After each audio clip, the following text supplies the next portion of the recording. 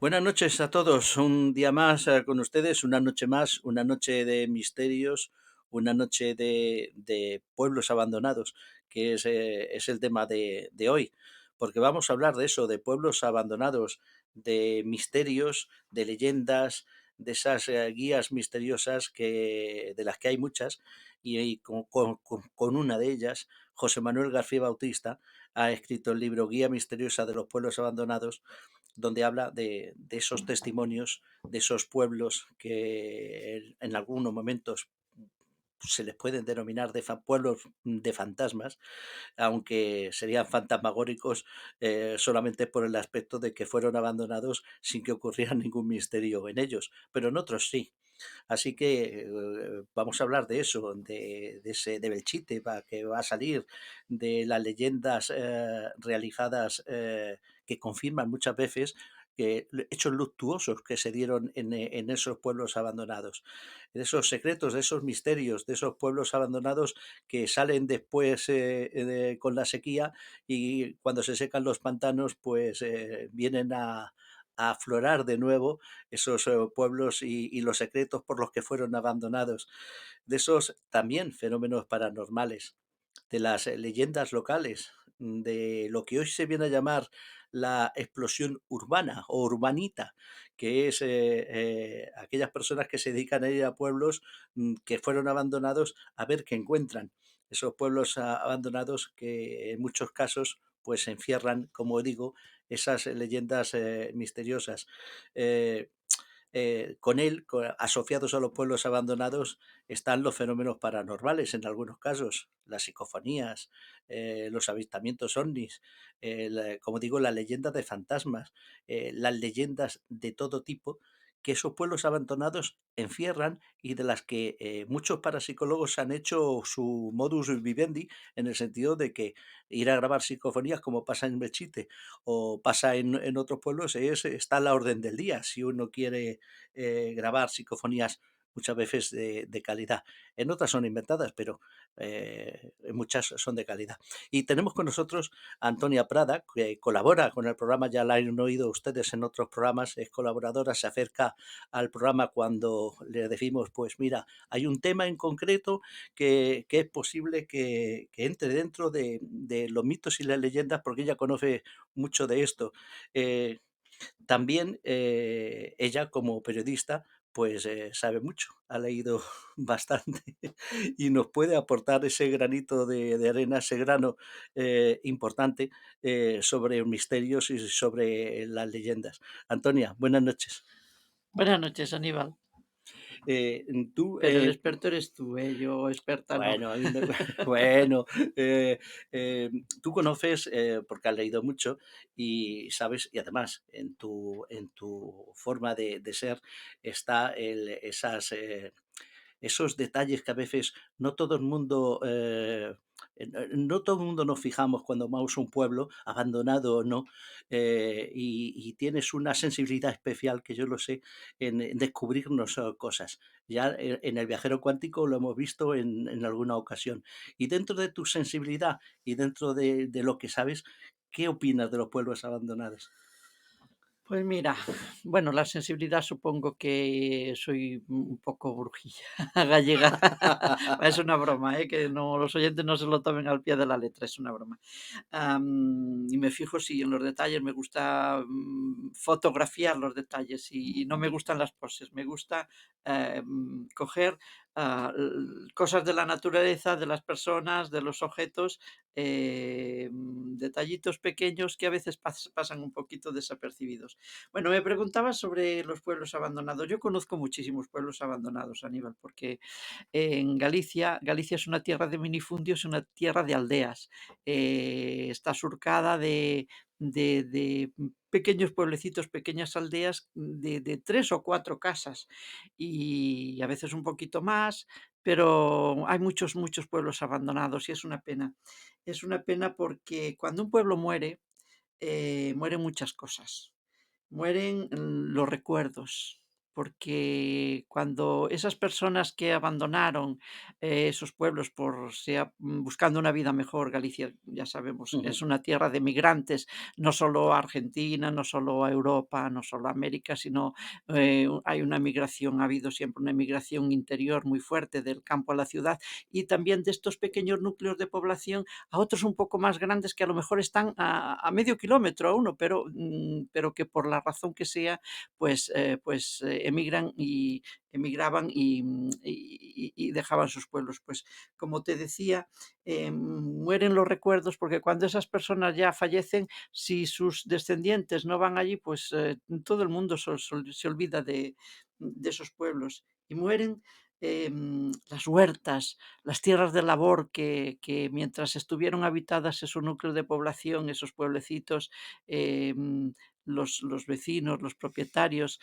trabajaban con mimo y sacaban, pues los frutos. Los matorrales y las malas hierbas van borrando los caminos por donde transitaban esas personas, y los animales, las mascotas que llamamos en las ciudades, que ujú, allí son animales de compañía, que cuidan, por ejemplo, los perros que cuidan los rebaños, los lo el resto de animales que a los que se les saca producción, las vacas, los caballos, las ovejas, pues esos caminos también mueren porque quedan borrados.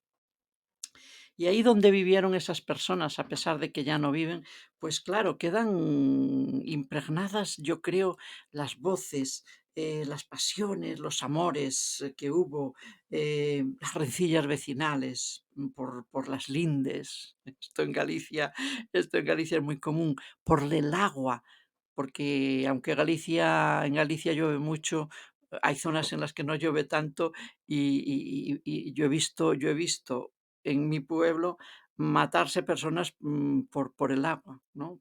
Por el agua que estaba repartida, pero ahora me toca a mí, pero tú me la has robado, ¿no? Y también, pues, quedan impregnados, pues, esas fiestas que se hacían, el jolgorio, todo eso, como hoy vamos a hablar de fenómenos, paranormales, sobrenaturales, yo creo que todo eso queda impregnado, ¿no? Y ujú. creo que eso es el origen de todos esos fenómenos que decimos que se producen, o igual los producen las personas que van allí a descubrir esos pueblos, porque como, nuestro cerebro, que ya hemos hecho un programa Del cerebro, del efectivamente. cerebro, pues es un misterio, vete tú a saber si no son las personas que lo visitan quienes producen esos fenómenos aparentemente paranormales, porque van ya sugestionados, ¿no? Ujú, Yo, si me permites, he visto, como te decía, muchísimos pueblos abandonados, y uno de ellos es el pueblo de mi abuela Ubaldina, mi abuela materna. Es un pueblecito que tenía bastantes casas, tenía unas huertas fértiles que todavía trabajaban porque muchos de ellos vivían, como te decía, a pocos kilómetros y volvían a trabajar las tierras, pero yo he preguntado muchas veces, ¿y por qué se habrá abandonado este pueblo si tiene mucha agua, tiene un arroyo, me acuerdo de los cerezos en flor y de las cerezas? Pues no sé, no se sabe muy bien, y algunas veces he pensado, pues igual es porque era un poco sombrío, ¿no? ujú. Porque apenas le entraba el sol. Son muchas las circunstancias por las que mueren los pueblos y muchos fenómenos que se producen allí, de los que ahora vamos a hablar. Algunos pueblos eran abandonados obligatoriamente, porque yo me acuerdo bueno, me acuerdo, me acuerdo, era muy niño, pero eh, y eso es evidente, cuando ha habido pueblos abandonados, forzosamente porque se iba a hacer un embalse o se iba a hacer Sí, cualquier sí. obra infraestructura y tenían que ser abandonados, no porque se fueran poco a poco despoblando, Mm, sino porque era una obligación por lo que podría llamarse un bien mayor, ¿no? mayor, claro. Un bien mayor. Bueno, algunas veces, se iban a otros lugares, a otros pueblos, lejos, pero en otros casos, se construía un pueblo, en otra parte donde, un poquito lejos de los pantanos, de los embalses, eran los pueblos nuevos, pero que no deja de ser traumático para las personas que vieron inundar sus pueblos por las aguas. ujú. Y esto también en Galicia hay muchos. Bueno, Galicia es también tierra de pantanos, ¿no? Bueno, hay Galicia y Asturias, que son, yo tenía por aquí un dato, pueblos donde hay más pueblos abandonados es precisamente Galicia y Asturias. Ujú, La verdad es que hay 3.000 pueblos abandonados en España ujú, y 2.000 pueblos que no están abandonados, pero casi solo con un solo habitante. O sea que unos y otros podríamos ujú, considerarse 5.000 pueblos que ya son pueblos. Es de esa España despoblada ujú, que decimos muchas veces, donde en unos han ocurrido fenómenos de un tipo, paranormales o no, y en otros simplemente pues la leyenda ha ido dejándolos ahí en el olvido de alguna manera y sobre los que se han creado muchos mitos también ujú. y leyendas de todo tipo, desde fantasmas hasta cualquier otra cosa, ¿no? En muchos pueblos de mi comarca, por ejemplo, yo creo que cometieron un error, que fue quitar las escuelas. En las aldeas, cada aldea tenía una escuela y pues con uno o dos maestros, pero luego cometieron, a mi modo de ver, quizá no, quitar las escuelas y concentraron toda la escolaridad de los niños en, digamos, en un pueblo, en el ayuntamiento. En el mío, mi pueblo es ayuntamiento, y todos los niños de las aldeas que pertenecían o pertenecen a este pueblo, los traían en autobuses. En Galicia amanece más tarde que, por ejemplo, que en el este, ¿no? Una hora más tarde, niños muy pequeñitos, parvulitos, eh, daba mucha pena, ¿eh? Da mucha pena que quitasen las escuelas. Y yo creo que esto también, el que prives a un pueblo de la escuela es el principio del fin, Ujú, porque los papás emigran. Entonces los niños no nacen en ese pueblo, nacen en claro. otros lugares. Esa es la forma de despoblar muchos pueblos. Ujú. ¿Y qué sientes tú cuando, por ejemplo, ahora con la sequía del fondo de un pantano va emergiendo poco a poco un campanario y luego le sigue otra casita y se ven las casas así abandonadas, aunque eso vuelva a cubrírselo de nuevo con agua? Hombre, sobrecoge un poco, pero si yo fuese escritora de novelas, tendría yo creo que tendría ahí muchas historias, ¿eh? Porque no quieres, Antonio. No, no, pero sobrecoge, sí, sobrecoge y además, hace moverse la imaginación, cómo sería la vida en estos pueblos, ¿no? Cómo cómo vivirían, cómo sentirían, cómo se darían todas esas pasiones, de lo que hablaba antes, ¿no? Es realmente, sobrecogedor, fantasmagórico, Ujú. ¿no? ¿Y cuántos secretos inconfesables Uh, tendrán esos pueblos abandonados? imagínate, ¿Eh? imagínate. Como tú decías, rencillas entre las personas, misterios en sus casas, Claro. que han ocurrido entre Los esas paredes. los nacimientos, la llegada a la vida de los niños, que eso es lo más maravilloso del mundo, ¿no? Las muertes de los ancianos, todo eso está a veces sumergido, bajo las aguas, y cuando está en pie, pues bueno, cubierto por matorrales, como decía. Pero hay iniciativas muy bonitas que se están dando también ahora, que, hay gente que vuelve a los pueblos, hay gente que compra esos pueblos y los hace, revivir, porque, crea una casa rural, y quita las malas hierbas, y esos pueblos vuelven a renacer.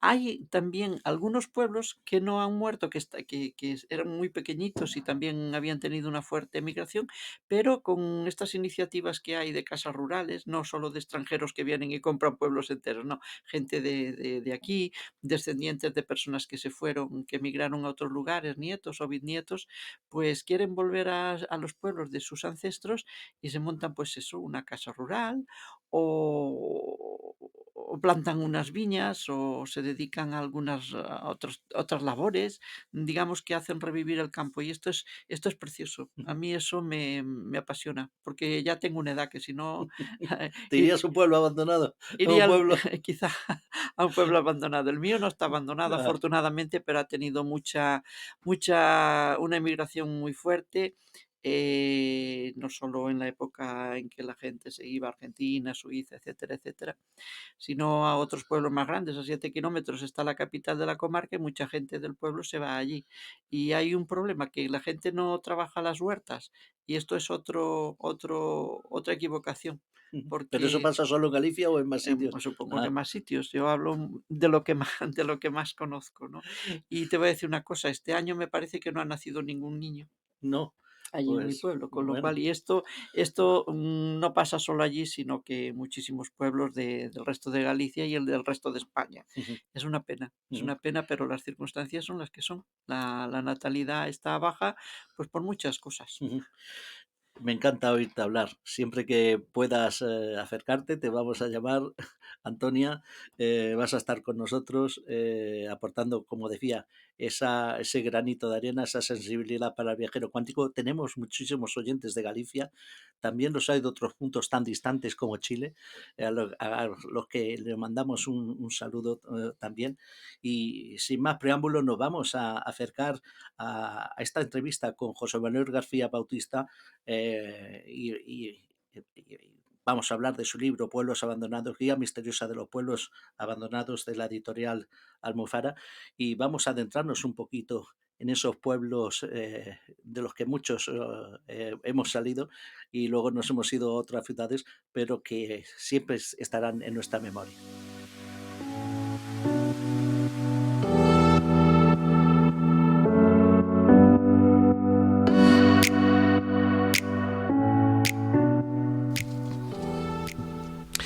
Con nosotros José Manuel García Bautista, periodista, escritor de muchos libros. Yo recuerdo en algún momento que habíamos hablado con él de muertos vivientes y esta noche, lo que hemos dicho al principio, vamos a charlar con él de su último libro. José Manuel, como hemos dicho, es escritor, tiene muchos libros y muchos muy interesantes, ¿verdad, Antonio Prada? Buenas noches. Buenas noches, pues sí, fíjate, todos así un plan, de los que tengo aquí delante, un poquito en plan esotérico, un plan misterioso. Por ejemplo, Sevilla Paranormal, Cádiz Misteriosa, Egipto Misterioso, Manicomios Malditos, Muertos Vivientes, Misterios y Enigmas de la Arqueología y OVNIs en la Andalucía. Algunos son un poquito inquietantes, ¿no?, los títulos. Bueno, y muchos con algunos casos que forman parte de la historia de los expedientes X, como son del tema OVNI y de los expedientes de lo oculto. Buenas noches, José Manuel. ¿Qué tal, compañeros? Muy buenas noches. Buenas noches. Vamos a darle miedo a los oyentes, vamos a, digo yo, yo recordaba antes a micrófono cerrado, pues que habíamos hablado de uno de tus libros, Muertos Vivientes, Misterios, Historia, Maldiciones, Enigmas, Símbolos, Apariciones, y este libro tuyo, que es de reciente aparición, que es Guía Misteriosa de los Pueblos Abandonados, también tiene bastante material de esto, ¿verdad? Sí, tiene mucho, porque fíjate, Aníbal, pueblos abandonados en España hay mucho.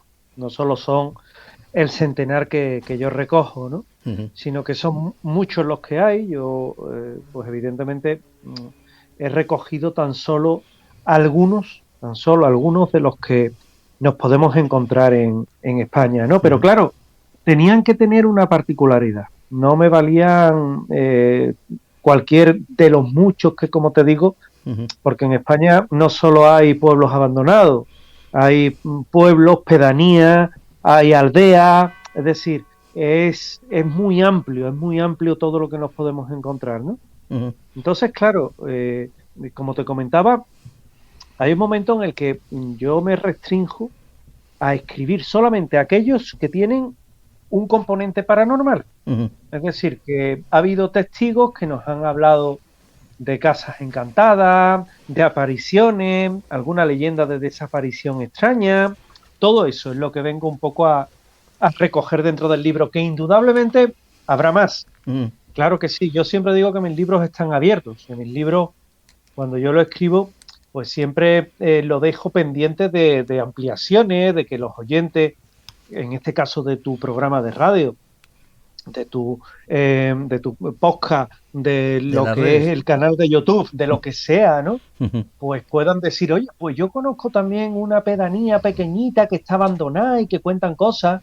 Y un poco son libros interactivos. Se pretende que en muchos casos, porque como está casi ordenado por regiones, que la persona que lo lee, o que se atreva, que lo visite, que vaya, que le pierda el miedo, que esto es muy importante, que le pierda el miedo y que se atreva a ir y que se atreva también a descubrir los muchos misterios que tiene y que puede ofrecer, por supuesto.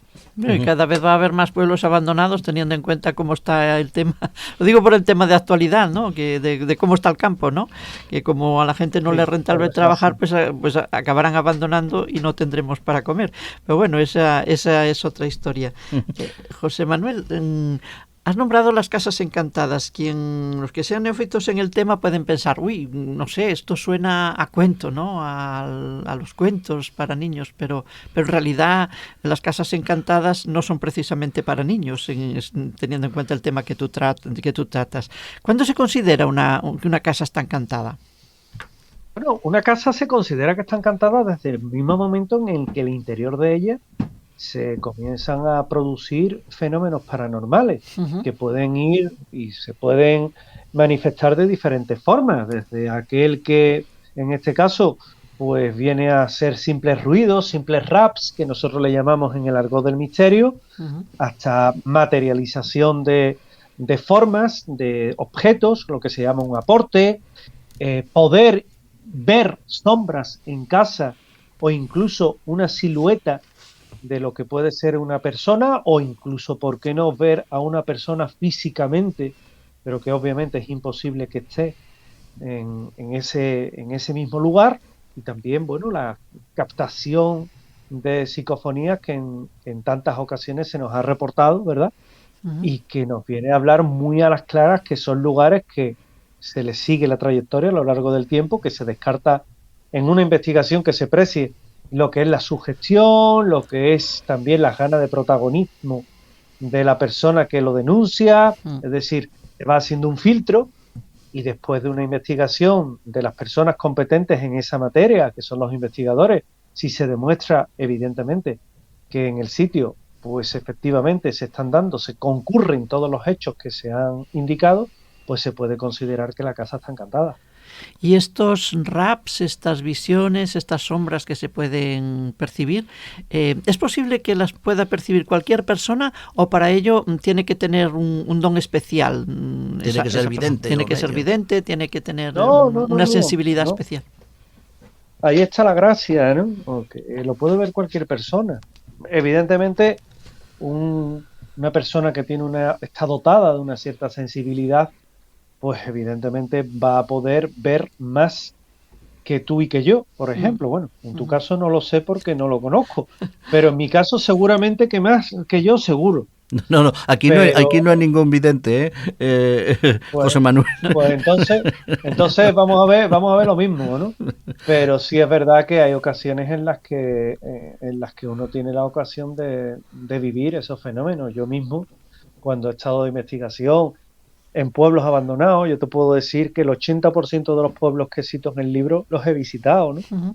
Y que ha sido un recorrido largo porque esta serie de Almuzara pues son unos títulos muy concretos escritos por mí. El primero ha sido Manicomios Malditos, Uh-huh. luego sigue Pueblos Abandonados, luego seguirán otros. Y ha sido un aprovechar los viajes que he hecho por diferentes puntos de España para meterme en esos sitios y poder investigarlos. Uh-huh. Y te puedo garantizar que en algunos de ellos los he pasado muy mal, ¿eh? Uh-huh. Es decir, que cuando se dice que uno va a estos lugares, yo siempre voy con un pequeño kit de investigación que lleva mi grabadora de audio, llevo mi cámara de vídeo con visión de infrarrojo, llevo otras máquinas que suelo utilizar, llevo una pequeña REMPod. Es decir, esto es lo mínimo porque evidentemente cuando uno va afuera, pues no se va a ver otras cosas, ¿no? Que a ver el tema del misterio, pero yo los aprovecho. Y por ejemplo, yo recuerdo que estando precisamente en el poblado de los Cabezudos en Huelva, pues me encuentro con unas pisadas en un pasillo que no tienen razón de ser, porque en ese momento además habíamos dos personas allí, mi compañero y yo, y bueno, hay un momento en el que él me mira, Rafael de Alba en concreto, y me dice, oye José, estoy sintiendo pisadas en el pasillo, y yo también la estaba sintiendo. En ese momento salta el detector de presencia, que un detector de presencia evidentemente salta cuando detecta algo que físicamente yo te diría que ha catado, es decir, algo físico, Sí, sí, y luego como una ya, alarma de pues estas que evidentemente, tenemos en casa, ¿no? claro, pues evidentemente se viene a producir cuando nos encontramos que los propios detectores, como te comentaba, van saltando y de esa forma, bueno, pues incluso nosotros tenemos la oportunidad de captar psicofonía en sitios donde sabemos que no hay nadie salvo Ujú. nosotros dos. Entonces la pregunta viene, ¿por qué? Y Hay por si quien no acaso, acepta que una psicofonía sea un tema paranormal, pero bueno, yo puedo aceptar que haya personas que piensen que una psicofonía no es paranormal, pero que me expliquen entonces qué es lo que es. Ujú. Yo no niego nada, ni lo acepto nada de una forma crédula, ni dogmática, pero también hay que argumentarme un poco Ujú. el por qué no y el por qué sí. Hay una cosa, José Manuel, y es que el vivir una experiencia paranormal, sea del tipo que sea, no exime, o sea, no tiene que ver con que uno tenga algún tipo de cualidad, sea evidente medium, sino que un periodista como tú, a nosotros también nos ha pasado, hemos vivido esa experiencia sin tener que tener un don, una calificación, Claro, sino la tuya habitual de mundana, ¿no? Tu claro, profesión mundana, y que eso se vive igual, ¿no? claro, efectivamente, es que se trata de eso. Es más, tiene más valor la persona que vive un hecho paranormal y que no lo sabe cree. por qué ni a qué.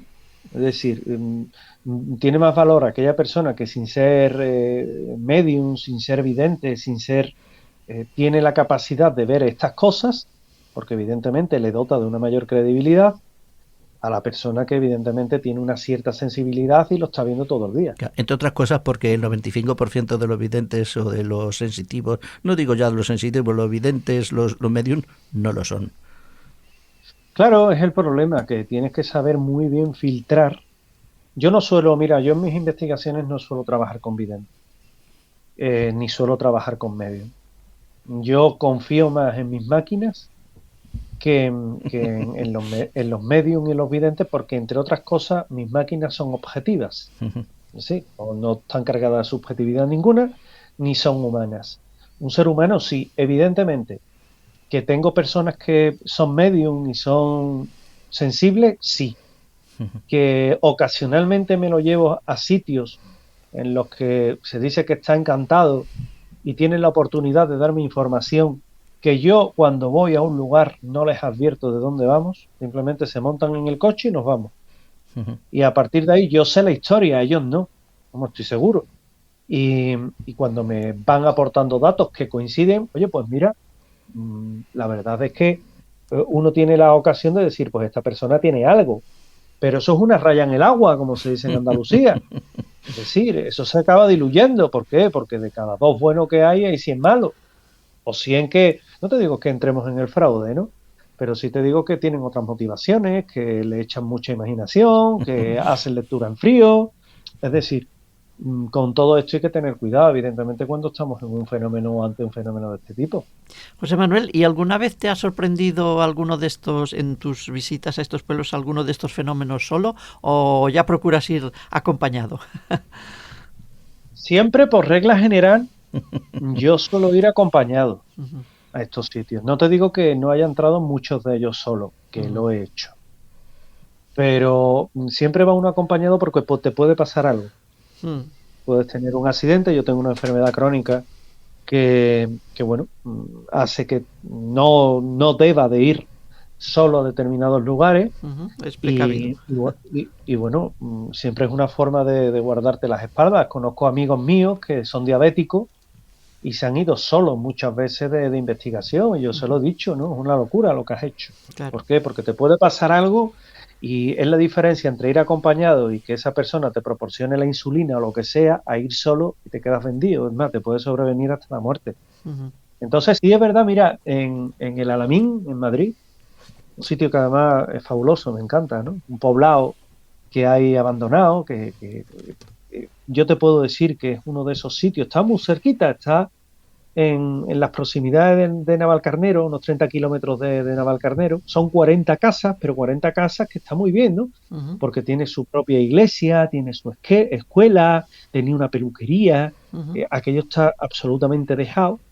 Y bueno, eran las típicas, los típicos poblados latifundistas de cuando este país, bueno, pues tenía otro régimen Ujú. y creó este tipo de poblados para trabajar el campo, ¿no? Ujú. Bueno, pues allí yo recuerdo que a mí un chaval, Miguel Dávila, que se llama él, pues me llevó, estuvimos juntos allí con las grabadoras, con los equipos y demás, y bueno, pudimos ver una extraña silueta, una extraña sombra que se paseaba, Ujú. que subía a una de las casas, a una de las habitaciones, y que nosotros, bueno, nosotros lo seguimos porque evidentemente aquello era una cosa grandiosa. Y cuando llegamos a aquella habitación, pues no había nadie. Ujú. Es decir, una habitación sin ventanas, en la que habíamos visto entrar a una sombra y en la que no había absolutamente nadie. Ujú. Y bueno, eso si lo añades a las sensaciones que habíamos tenido, a todo lo que es el tema de las luces que se encienden, que se apagan de los detectores, pues te quedas muy sorprendido. En tu libro hablas de muchos pueblos y, como bien has dicho, hay en toda la geografía española, en todas las comunidades autónomas, pueblos abandonados y pueblos encantados. Pero ¿cómo decides tú ir a uno de estos pueblos? ¿Qué indicios sigues? ¿Quizá guiado por una leyenda que haya de ese pueblo, que haya pasado de generación en generación? ¿O qué es lo que Bueno, te lleva a esos pueblos? es un poquito de todo, es un poquito de todo, ¿no? Ujú. Porque yo hay ocasiones en las que simplemente han sido personas que me han llamado Ujú. y me han dicho, oye, fíjate, aquí donde yo vivo hay un pueblo que está muy cerquita, que está abandonado y que nosotros un día, estando allí, pues vivimos una experiencia paranormal. De esas, por ejemplo, en la zona de Tarragona, Ajá. me han llegado muchísimas. Es decir, además yo tengo familia en Tarragona, en Reus y en Salou, y evidentemente he ido allí varias veces, conozco bien Tarragona, ¿no? Conozco también bien Barcelona, pero vamos, Tarragona la conozco mejor. Y, y claro, yo cuando he llegado allí, cogido y he dicho aquello de, oye, pues venga, llevarme, pues evidentemente yo no sé llegar, y enseñarme el sitio, que lo quiero conocer, lo quiero ver y quiero un poco vivir aquello, ¿no? Y, por ejemplo, estando en Tivisa, que es un Ujú. sitio que a mí me encanta, Sí, lo mencionas en el libro. Hay un caso, yo allí. sí, es un sitio que a mí me encanta porque es un sitio como fuera de tiempo, ¿no? Es un sitio que tiene unas callejuelas muy estrechas, con todo lo que son todavía el empedrado, ¿verdad? Ujú. Eh, es un sitio añejo, ¿no? Que es curioso porque hace ya tiempo, en el año 68, pues hay un señor que se llamaba Sebastián Mateu, que dijo haber sido testigo de algo insólito, y es que se dirigía a un huerto estaba en las afueras de la población, comenzó a ver una luz que estaba en el cielo, que descendía próximo a donde él estaba, y bueno, pudo ver un artefacto similar a una sandía, que es como él lo describe. A mí esas descripciones me confieren confianza porque le dan pureza al relato. Es decir, que alguien te diga, no, un platillo de características ovalado metálico, buf. No, Pero si tú llegas a un señor y te dice, yo vi media sandía voladora, pues oye, la verdad es que uno dice, mira, me gusta, ¿no? Vamos viendo. Y luego como de él, por ejemplo, veía salir a unos individuos con unos trajes muy, muy claros, muy ajustados, y que fue tremendamente impactante para él, ¿no? Y luego fue corroborado por otras personas que también vieron lo mismo. Pero es un sitio además que está cargado de leyendas, de rumores, de seres sobrenaturales, perros vampiros que dicen que hay allí, que eso es una leyenda. Pero claro, atendiendo un poco a la pregunta, a mí me van contando cosas, ¿verdad? Y me van diciendo, pues mira, es la leyenda de los perros vampiros, de Mateu, que vio cómo aterrizaba un ovni.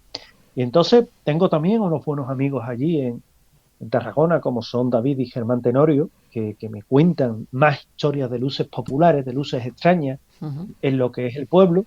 Y claro, tú vas haciéndote la idea de realmente lo que hay allí, ¿verdad? Lo que habita dentro de ese pueblo, que es lo que te impulsa a llegar allí, poner tus aparatos, medir o simplemente entrevistar a los testigos, como también me ocurrió en La Musara, también en Tarragona, una aldea que hay muy cerquitas a las montañas de Prades y que está deshabitada desde el comienzo de los 50, y aquello también es un sitio que tiene un montón de leyendas, que se dice que hay una niebla espesa que cuando lo ocupa todo, tú entras dentro de ese banco de niebla, que a mí me recuerda a la película La Niebla. Dice que es como una puerta dimensional que te puede llevar a otro lado. Yo no he tenido ni la suerte ni la desgracia de ser absorbido por esa niebla paranormal, pero hay un señor que se llama Lucas Santos que vivió una experiencia en la cual él entró en esa niebla y apareció en otro punto en el cual, bueno, pues se quedó sumamente desconcertado, ¿no? Y hay muchas personas que han desaparecido en ese entorno. Se dice que también precisamente por aquello, ¿no? Por esa puerta que forma ese lugar, y que hace que sea particularmente complicado y misterioso. Tengo también un buen amigo, gran investigador, periodista excelente, fotógrafo sin igual, que es José Guijarro. Hombre, Claro. claro, conocido nuestro también, sí. Muy buen amigo mío, muy buena persona. Sí. Y Josep, que hoy día está en Espacio Misterio, en lo que es Año Cero Enigma, la revista, pues él me comentaba también como 40 personas fueron testigos un 12 de marzo del 2016 de unos fenómenos de corte paranormal en la Musara, y que bueno, que incluso allí se han llegado a hacer ellos que hacen rutas de lo paranormal en diferentes pueblos, como me pasa en este caso en Sevilla, pero a nivel de ciudad, han llegado a hacer pruebas de transcomunicación instrumental, es decir, psicofonías con sensores, cámaras térmicas, y que bueno, que también ahí tiene arte y parte una buena amiga como Laura Falcó, ¿no? Que tan dada a este tipo de elementos, que a mí me ha contagiado ese gusto tan interesante que ella tiene. Y bueno, la verdad es que grabaron y captaron voces de lo que son aparentemente niños, que se vinculan a la presencia de los que allí murieron, y que desde luego es un sitio para mí extraordinario, he de decirlo, extraordinario, de los mejorcitos en los que yo he estado, y que a lo mejor yo no viví nada, pero porque todos los días no es domingo. Es decir, porque bueno, siempre es que, mira, José Manuel, perdona que te interrumpa, es que hay muchas personas que nos escuchan, son gente joven que se inicia en esto, que tiene ese afán y ese gusanillo que todos, que ya tenemos una edad, tuvimos, y se lanzan a querer buscar y piensan que es fácil, que se recojan en un libro en tus libros como tú haces, y haya 50, 60 casos, eso está ahí, se descubre fácilmente, y no es así. Primero hay que descubrirlo, hay una labor de investigación, de saber, de desbrozarlo, el mito, la leyenda, de acercarse in situ, de hablar con testigos como tú haces, como hacen muchos de estos profesionales que estamos hablando hoy, de acercarse y de tener la paciencia de que ocurra. Eso de que tú llegas y ya está el fenómeno ahí esperándote, no, son noches de frío, son días de calor, son muchas veces es probar, no Se da pasa. cuando menos te lo esperas, ¿no? Y es una tarea de años, ¿no? Porque yo, por ejemplo, a los hermanos David y Germán Tenorio los conozco desde hace ya 18 años. A José Guijarro lo conozco desde el año 98, es decir, con un trato cercano. Estamos hablando que en la mayoría de los casos son entre 25 y 30 años. Y yo en estos 35 o 30 años, que además se puede ver un poquito lo que es la trayectoria mía, ¿no? me he dedicado a escribir mucho de estos temas. Claro. Que en muchas ocasiones a lo mejor te encuentras 2 casos míos escritos de hace a lo mejor 14 años, que te lo vas a encontrar en este libro, porque yo lo que hago también es repescar mucho trabajo mío, y cuando te das cuenta estás ante una trayectoria para escribir un libro de este tipo, pues a lo mejor de 15 años, 16 años. Muchas entrevistas de personas que me escriben, que me ven por la tele. El otro día, por ejemplo, yo tengo un programa de televisión que se llama Andalucía Paranormal en 7 Televisión, que evidentemente toco casos de Andalucía, media parte, medio de Andalucía, y la otra mitad en televisión es de un caso de España o internacional, ¿no? Y me escribían desde Ibiza, contándome una experiencia paranormal en Ibiza, y bueno, la entrevista la hice como lo estamos haciendo actualmente, es decir, telefónicamente, porque evidentemente no te puedes desplazar en ese momento, ni muchas veces, ni económicamente, ni por tiempo, te puedes desplazar al sitio, ¿no? Pero lo haces por teléfono, lo haces a través de una videoconferencia, hoy que tenemos esa facilidad, antaño no, y se van sacando muchos casos, a Dios gracias. También he de deciros que últimamente, por fortuna, las personas son más dadas a hablar, son más dadas a contarte lo que les ha ocurrido, lo que les pasa, y se abren. Antiguamente tú contabas algo de esto, pues mira, he estado en una pedanía en Ciudad Real y me he encontrado con una dama de blanco, y te decía, wow, está perdido la cabeza, este está como una cabra harta papeles, o ¿qué habrá bebido? Hoy no, hoy te lo cuentan, y es la típica aparición de carretera. Y aunque haya personas que en su mentalidad te digan eso mismo, se ha hartado de vino, hay otras que nos lo tomamos en serio y decimos, oye, ¿por qué no entrevistarlo? ¿Por qué no ir al sitio? ¿Por qué no escucharlo? ¿Por qué no concederle la credibilidad que debe de tener a una persona que se abre y que te cuenta una experiencia de este tipo? ¿Por qué no? Claro, y después mediante el estudio y la investigación, pues concluir si es un fenómeno, o es una invención, o es una alucinación, claro. Pero la gente está hoy mucho más informada para poder abrirse a que le pregunten y a explicar lo que ha visto. También es verdad que está mucho más informada, pero hay una mayor desinformación. Sí. También. Últimamente te vas a encontrar que parece que las redes sociales es lo más. Y en redes sociales también, bueno, primero que hacemos un mundo de lo que publica alguien en un muro que a lo mejor lo leen 15. Y eso parece que es un mundo, eso te parece que te va la vida, ¿no? Sí. Y no es así, ¿no? La vida real no está en la pantalla de un ordenador, sino Bueno, que realmente está en lo que vivimos a diario, ¿no? Independientemente de aquellos que adoptan una personalidad cuando están en internet y otra cuando están fuera, ¿no? O aquellos que se amparan en el aparente anonimato de internet para cobardemente decir todo tipo de infamias e improperios, que también los hay, ¿no? Sí. Entonces, claro, ¿qué ocurre? Sí, perdón. Sí, dime. No, y dar por sentado cosas que no lo son. ¿Me entiendes? Claro, y porque publican un determinado muro de una determinada persona, ya se creen que eso que es palabra de Dios, ¿no? ¿Por qué? Hoy deberían de saber que hoy además eso es un delito de infamias e injurias, y que la unidad de delitos informáticos de la Policía Nacional lo tiene tipificado como delito, y que las sanciones son muy fuertes.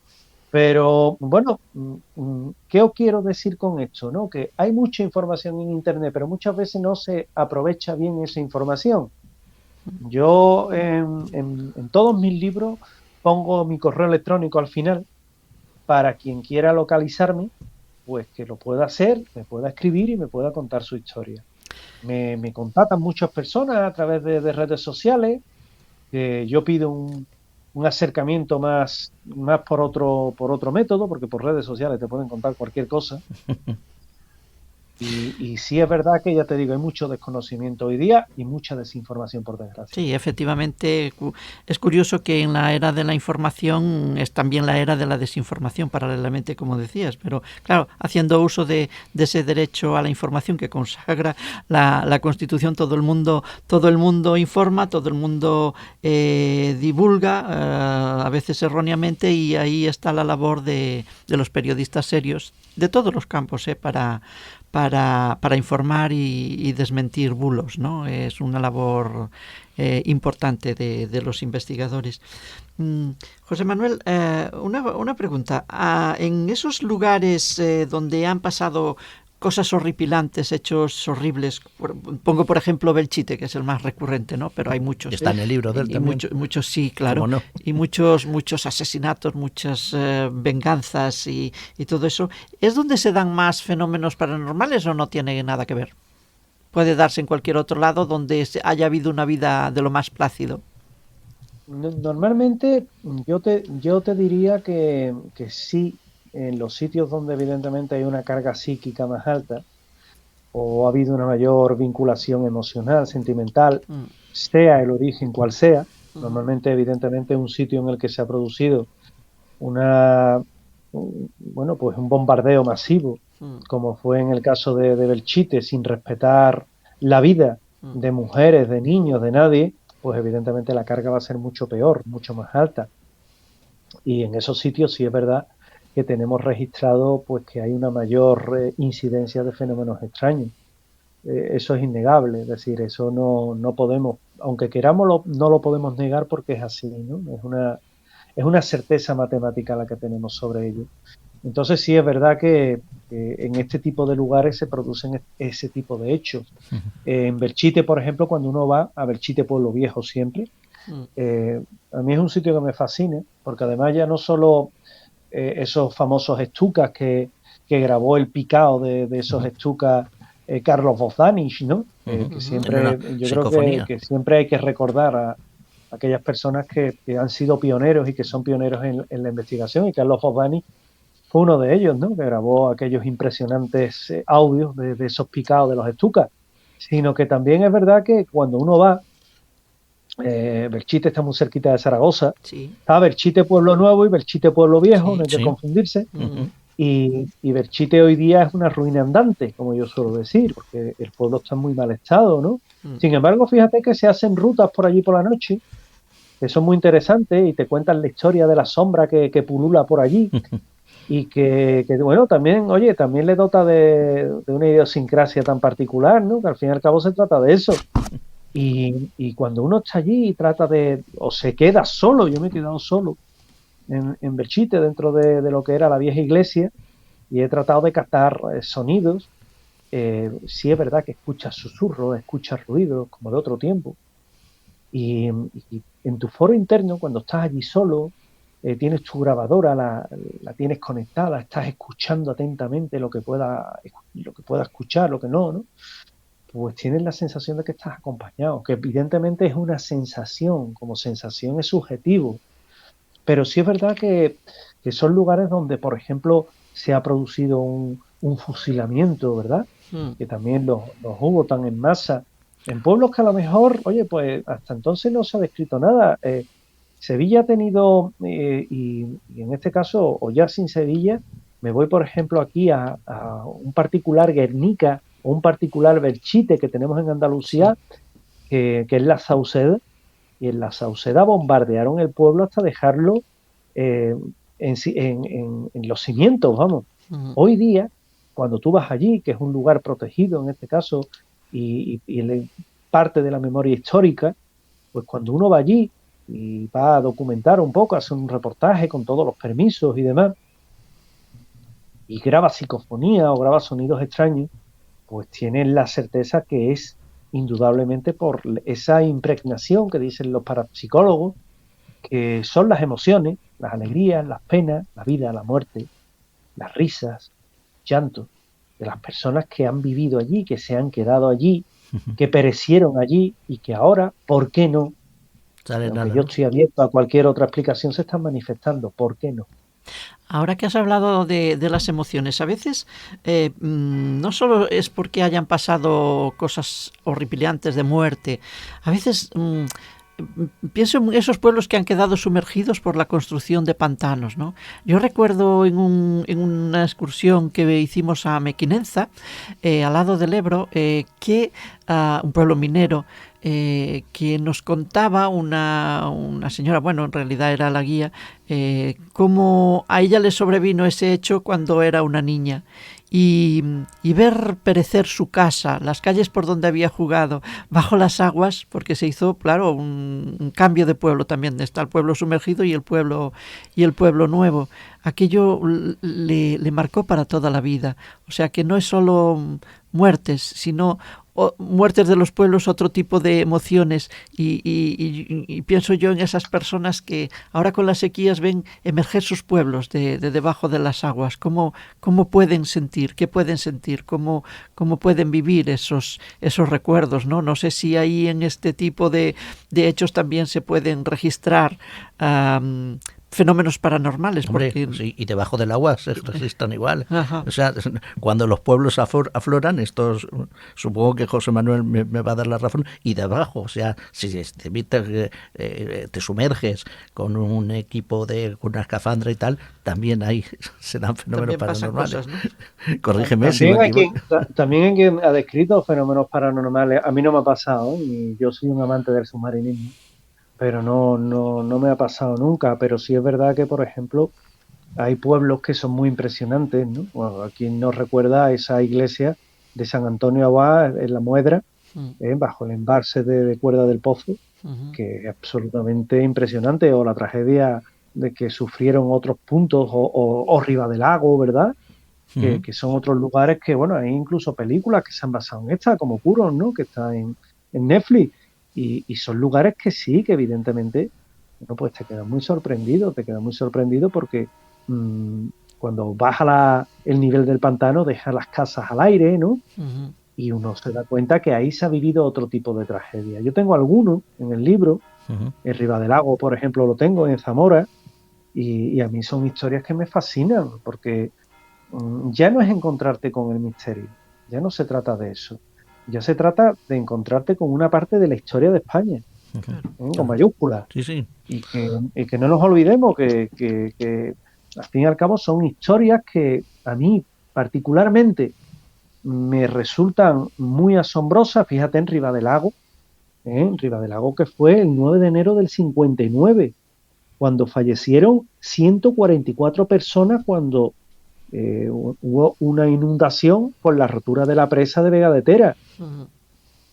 Y allí ocurren hechos extraños. A mí me lo han contado personas con los pelos como escarpias, personas ya metidos en cierta edad, contándome lo que vivieron aquella noche cuando ellos eran muy jóvenes, y que hoy pues todavía dicen que hay ocasiones en las que se escucha la campana, o en la que cuando estás allí escuchas a gente que llora, o gente que grita, psicofonías al fin y al cabo de sitios por donde ha pasado y por donde ha ocurrido una tragedia, y Ribadelago es uno de esos lugares, lugares que tienen muchísima carga, ya no te digo psíquica, ya te digo carga de tragedia, de historia y de hechos que son evidentemente muy, muy, muy fuertes.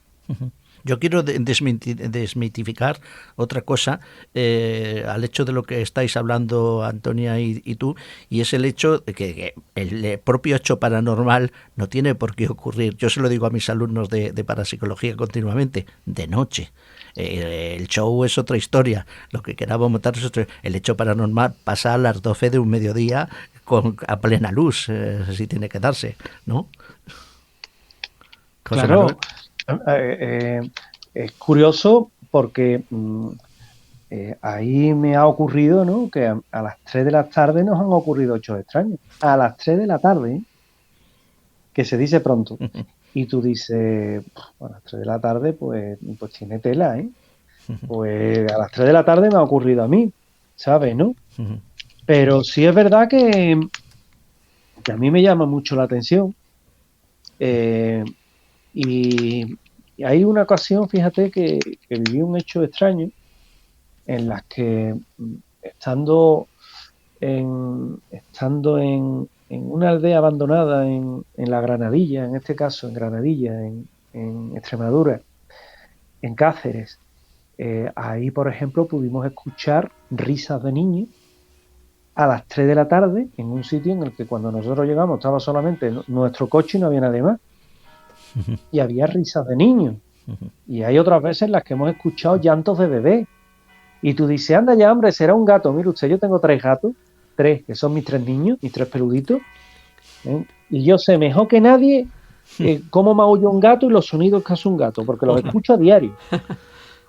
Sí, sí, Es decir, tú verás. y te lo dicen, no, eso es un gato. Sí, hombre. No. Mira, Dice que no hay peor sordo que el que no quiere oír, ¿no? No hay peor ciego que el que no quiere ver. Esto también suele pasar. mira, en una ocasión, ahora que habláis de psicofonías,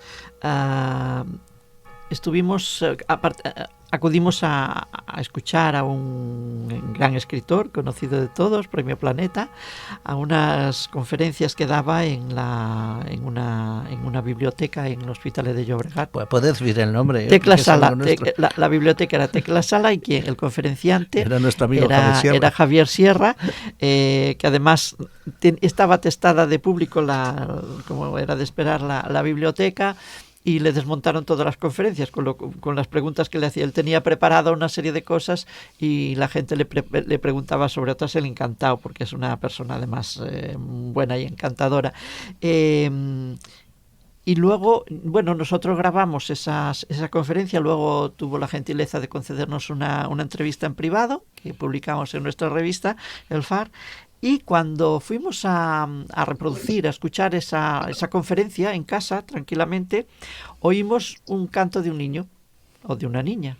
Te aseguro que estábamos solos, en esa conferencia, José Manuel. No, pero el canto del niño se oía cuando él estaba dando la conferencia y no había ningún niño ni ninguna niña. Éramos todos adultos y era un canto así como un tarareo. Yo que siempre busco la explicación científica o lógica a las cosas, me quedé, pero vamos, con susto además. Y por eso decimos que se pueden dar en cualquier momento el fenómeno paranormal, las psicofonías. Aquello me dejó un poco asustada, ¿no? Esa biblioteca había sido antes una fábrica de tejidos. Allí, claro, trabajarían, es una fábrica antigua, fábrica modernista, de las típicas del textil catalán, grandiosas. Allí habían trabajado, claro, mujeres y niños en condiciones de esclavitud, como era en la época del textil, con horas interminables, con jornadas interminables. Yo no sé qué explicación le podéis dar a esto, pero a mí me pareció algo extraño. Yo, como digo, siempre busco una explicación lógica, una explicación científica. Digo, bueno, será que la cinta estaba sucia o sería algo de la calle, pero realmente era un poquito espeluznante, aunque era una voz muy bonita, infantil, pero daba miedo, ¿eh? Claro, esto te tiene que sorprender, sobre todo cuando no lo vas buscando. Claro. Para mí tiene más valor. Claro. Cuando no lo busques, te lo encuentras, pues mínimo tienes que decir, oye, aquí hay algo, ¿no? Claro. Aquí hay algo raro y ese algo raro me ha sorprendido. Entonces, de eso no puedes negar lo evidente, ¿no? A mí me llama mucho la atención y la verdad es que son las mejores demostraciones, ¿no? Yo con el libro no pretendo como que nadie comulgue con rueda de molino, ¿no? Habrá gente que lea el libro y diga, pues yo he estado 1000 veces en la Musara y no me ha pasado nada. Bueno, pero... O yo he estado 1000 veces en Riva del Lago y no me ha pasado nada. No, mire usted, yo he estado otras 1000 veces y tampoco me ha pasado nada. Claro. Lo cual no quiere decir que haga oídos sordos a aquellos que le ha pasado cosas raras. Y que recoges en tu libro los testimonios de esas personas. No te lo estás inventando, ahí están los testimonios. Afectados o no con su verdad o su media verdad, ahí están. Exactamente, que me pueden engañar, por supuesto. Por supuesto. Es decir, yo eso es otra cosa que no niego, ¿no? Porque hay quien porque le haga una entrevista es capaz de cantarte la Biblia en pasta. Y luego no sé, ¿verdad? Pues mira, sí, me pueden engañar. Pero también es verdad que uno está curtidito y sabe en este caso pone barreras al engaño, ¿no? O sabe identificar cuando sí, cuando no. Que tú evidentemente también te puede ocurrir. Hace poco me ha ocurrido que coges una fuente y es errónea o está tergiversada, pues también te puede pasar, bueno, evidentemente, y más cuando ha habido 20 que han cogido esa misma fuente y han repetido 20 veces lo mismo. Pues como lo ves en todos sitios, está igual, pues la das por buena y al final resulta que es erróneo. Pues sí, también te puede ocurrir, ¿por qué no? Pero bueno, poco a poco uno va poniendo filtros y al final acaba depurando. Yo te puedo decir que el libro, mira que ha salido un libro gordo, ¿eh? Sí. Pues podía haber sido el doble. Pero claro, ya hay veces que hay cosas que lo vas desechando porque no, esto no me olía bien, esto lo dejo. Sí, o lo Y al dejas final lo acabas dejando. porque todavía la investigación está en curso y te faltan datos. Y a prefiero no lo quieres poner porque no quieres adelantar una cosa donde crees que te faltan hilos por seguir, ¿no? Exactamente. Bueno, Pero bueno, poco a poco dan precisamente lo que es ese grueso, ¿verdad? Que acaban formando un libro que es bastante, bajo mi punto de vista, bastante interesante, vaya. Nos está premiando ya Aníbal. Bueno, es que he pactado con José Manuel, he pactado un tiempo y no ya sé si nos da tiempo nos hemos pasado. No, no quiero que se me enfade José Manuel García Bautista. No os preocupéis, tengo que entrar en poco tiempo en informativos, pero vamos, no hay problema. Una preguntita más. ¿Hay una gran diferencia entre esos fenómenos paranormales, a veces inexplicables, que se dan en los pueblos abandonados y los lugares habitados, las casas habitadas, por ejemplo, en el entorno, en el mismo seno de una familia que están tan tranquilos en casa y de repente oyen algo o ven algo? ¿Hay muchas diferencias entre unos fenómenos y otros, José Manuel?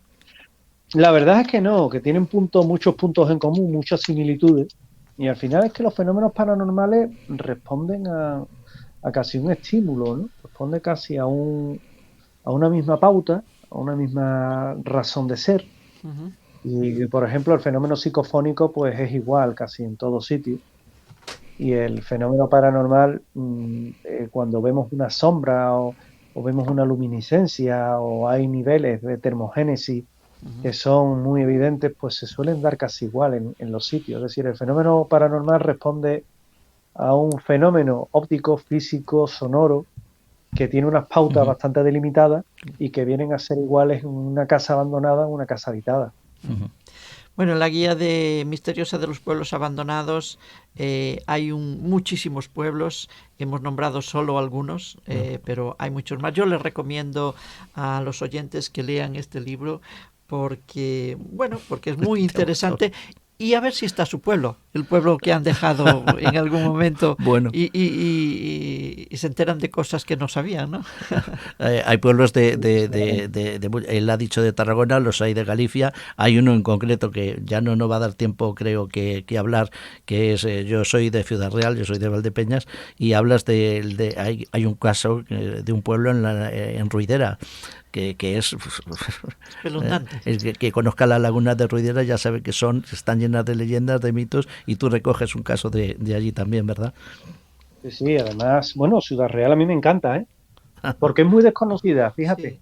Sí. Yo soy de los que opinan que Ciudad Real, muchas personas se están perdiendo muchos encantos que tiene esa tierra y porque simplemente no es muy conocido, no se ha divulgado lo suficiente, pero tiene también sanatorios abandonados que son muy, muy, muy importantes, ¿eh?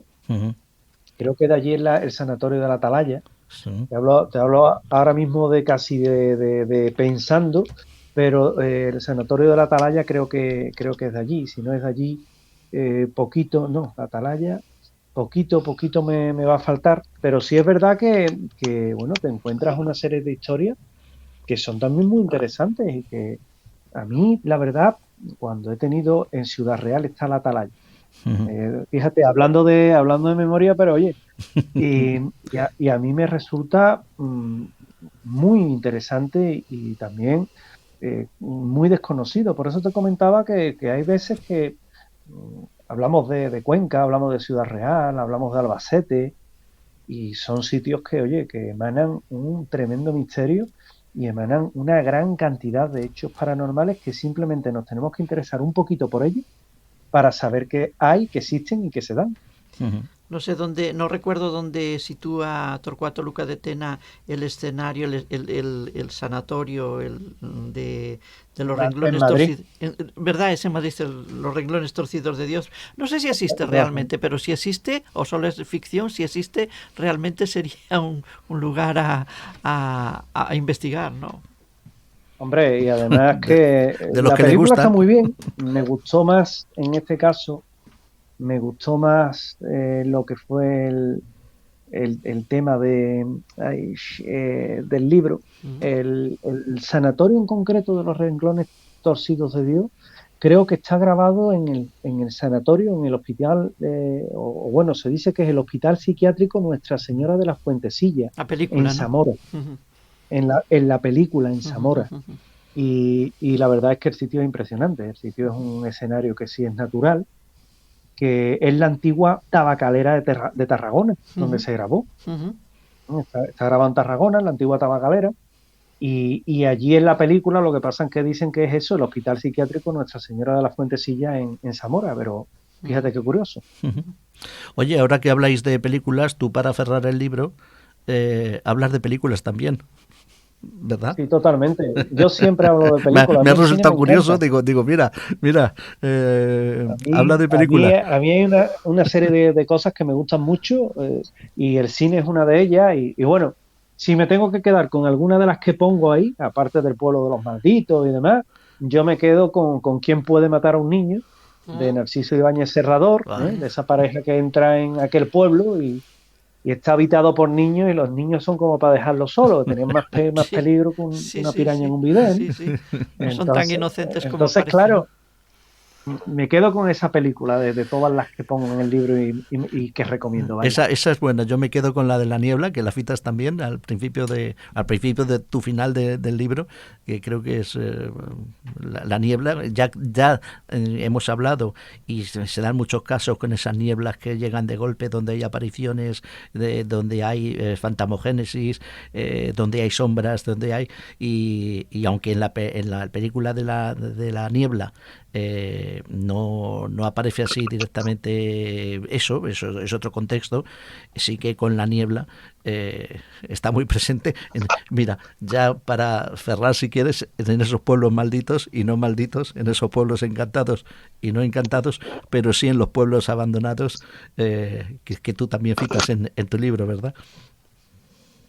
Sí, totalmente. Pueblos abandonados que al fin y al cabo, bueno, la ficción, como yo digo, cinematográfica, también se ha encargado de recogerlo muy bien. Yo creo que el cine también nos ha hecho volar la imaginación a muchos lugares, que en muchas ocasiones también es verdad que ha pintado un panorama que es más irreal que real, pero bueno, es la magia que tiene en muchas ocasiones cine, esto claro. ¿verdad? Esto del misterio, que como os decía anteriormente, se puede creer o no creer. Eso ya cada uno sabe y cada uno sabrá lo que le convence más y lo que le convence menos, pero que si alguna vez un oyente nuestro visita un lugar, ese lugar está abandonado y comienzan a ocurrirle hechos extraños o hechos que cree que son extraños, igual ha dado con un sitio encantado, de los que cito en mi libro, o no, y que puede ser testigo directo de lo paranormal. Hay quien pagaría por ello, y sin embargo hay quien sin querer se lo encuentra. Pues aquí lo vamos a dejar, José Manuel García Bautista. Muchas gracias por estar con nosotros, estar presente en el programa.